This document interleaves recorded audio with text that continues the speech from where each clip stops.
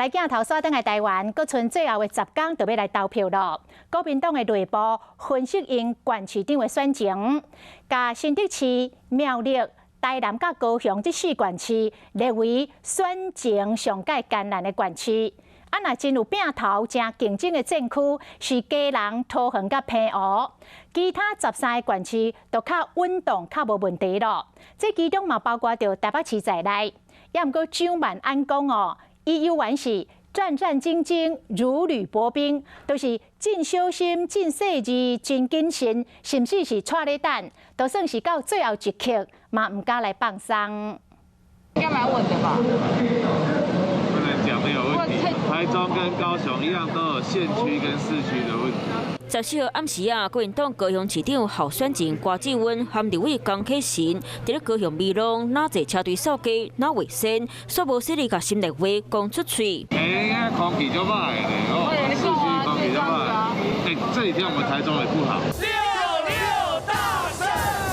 另外一方面，就算12号达到联合造势暗会，那样发出寥寥大胜。不过，传出国民党内部评估县市长选情，东部和云林以北大多数稳定领先，加上金门和连江下当摕到13席，高级县台南以南和新竹市、各苗栗拢是爱国加油的选区，基隆、桃园和平湖是各个坡的激战区。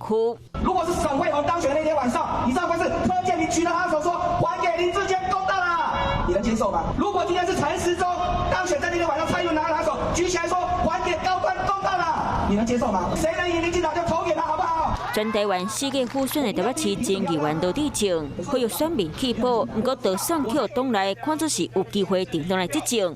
台北市的家母蒋万安皮嘛是变得真红。选举不到最后一刻绝对不能松懈。